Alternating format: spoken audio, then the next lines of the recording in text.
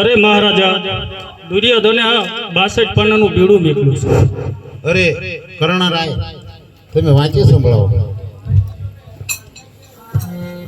સુણો સુણો પાંડવ કેરા તન તૈયાર કર સૈન્ય તારું રે. સુણો સુણો પાંડવ કેરા તન તૈયાર કર સૈન્ય તારું રે.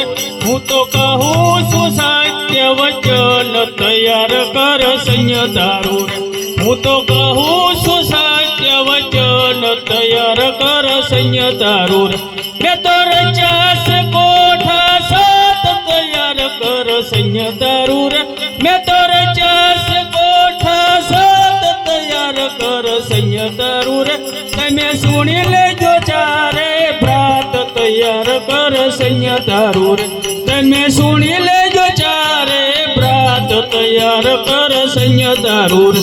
મારે કરવું છે કોઠા તણું યુદ્ધ તૈયાર કર સૈન્ય તારું રે. મારે કરવું છે કોઠા તણું યુદ્ધ તૈયાર કર સૈન્ય તારું રે. તારી રાહે નહીં શાન કે સૂત તૈયાર કર સૈન્ય તારું રે. તારી રાહે નહીં શાન કે સૂત તૈયાર કર સૈન્ય તારું રે. હું તો લખું છું આપ તૈયાર કર સૈન્ય તારું રે.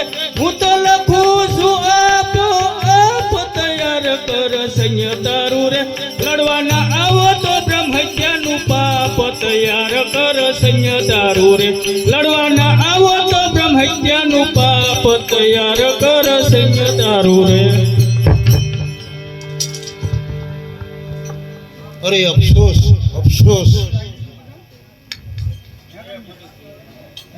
અરે ભીમસેન,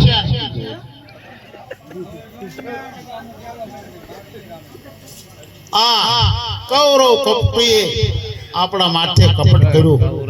કારણ કે દુર્ગ્રહણ આપણે સાથે બોલે બંધાણા હતા કે યુદ્ધ હું નહીં કરું, અને જો યુદ્ધ કરું તો મને બ્રહ્મ હત્યાનો પાપ છે.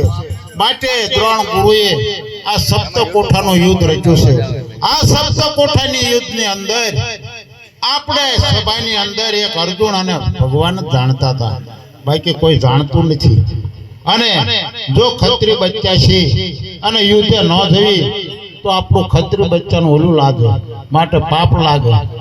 તો આ યુદ્ધની અંદર આપણી સભામાં કોઈ એવો જાણતો હોય તો એનું 62 પાનાનું બીડું કરી અને સભામાં મેકો. કારણ કે કોઈ જાણતું છે 7 કોઠાનું યુદ્ધ તો એ જરૂર લેશે. મૂકી દો સભાની વચ્ચે ખુરશી પર મેકો બેન.